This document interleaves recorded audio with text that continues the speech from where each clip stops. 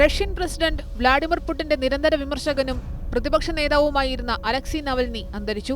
48 വയസ്സായിരുന്നു. 19 വർഷത്തെ ജയിൽ ശിക്ഷ അനുഭവിച്ച വരവെ ജയിലിനുള്ളിൽ വെച്ചായിരുന്നു അന്ത്യം. ആർട്ടിക് പ്രിസൺ കോളനിയിൽ ബോധം നഷ്ടപ്പെട്ട് താഴെ വീഴുകയായിരുന്നു നവൽനി.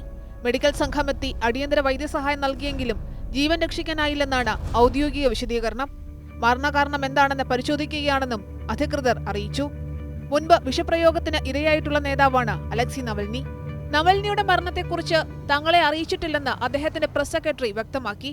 അഴിമതി വിരുദ്ധ പോരാട്ടത്തിലൂടെ റഷ്യയിൽ ലക്ഷക്കണക്കിന് അനുയായികളെ സൃഷ്ടിച്ച അദ്ദേഹത്തെ പുടിൻ ഏറ്റവും പേടിക്കുന്ന വ്യക്തിയെന്നാണ് വാൾസ്ട്രീറ്റ് ജേണൽ വിശേഷിപ്പിച്ചത്. 2021 ഫെബ്രുവരിയിലാണ് നവൽനി അറസ്റ്റിലായത്.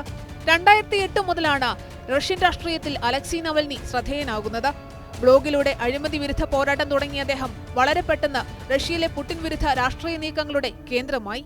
വലിയ തോതിൽ കൃത്രിമം നടന്നുവെന്ന ആരോപണമുയർന്ന 2011 ദേശീയ പാർലമെന്റ് തെരഞ്ഞെടുപ്പിന് ശേഷം പൊട്ടിപ്പുറപ്പെട്ട ജനകീയ പ്രക്ഷോഭങ്ങളിലും മുൻനിരയിലുണ്ടായിരുന്നു നവൽനി. 2017 റഷ്യൻ പ്രധാനമന്ത്രി ദിമിത്രി മെദ്വദേവിന്റെ അനധികൃത സമ്പാദ്യങ്ങൾ തുറന്നുകാട്ടുന്ന വീഡിയോ നവൽനി പുറത്തുവിട്ടതോടെ കത്തിപ്പടർന്ന അഴിമതി വിരുദ്ധ സമരത്തിൽ ആയിരക്കണക്കിന് ആളുകളാണ് അറസ്റ്റിലായത്. 2018 പ്രസിഡന്റ് തെരഞ്ഞെടുപ്പിൽ പുടിനെതിരെ നവൽനി മത്സരിച്ചിരുന്നു. സൈബീരിയയിൽ തെരഞ്ഞെടുപ്പ് പ്രചാരണത്തിനിടെ 2020 ഓഗസ്റ്റ് 20 നവൽനി വിഷപ്രയോഗത്തിന് ഇരയായി. സൈബീരിയയിലെ ടോംസ്ക് നഗരത്തിലെ വിമാനത്താവളത്തിൽ വെച്ച് നവൽനി കുടിച്ച ചായയിൽ വിഷം കലർത്തിയിരുന്നുവെന്ന സംശയമാണ് അദ്ദേഹത്തിന്റെ അനുയായികൾ ഉന്നയിക്കുന്നത്. യാത്രയ്ക്കിടെ ബോധരഹിതനായി വീണ അദ്ദേഹത്തെ അടിയന്തര ലാൻഡിംഗ് നടത്തി ആശുപത്രിയിലേക്ക് മാറ്റുകയായിരുന്നു. ജർമ്മനിയിലെ വിദഗ്ധ ചികിത്സയ്ക്ക് ശേഷം 2021 ജനുവരി 17 റഷ്യയിൽ മടങ്ങിയെത്തിയെങ്കിലും അറസ്റ്റിലായി. മുൻ ജയിൽവാസക്കാലത്ത് പരോൾ ചട്ടലംഘനം നടത്തിയെന്നാരോപിച്ചായിരുന്നു അറസ്റ്റ്.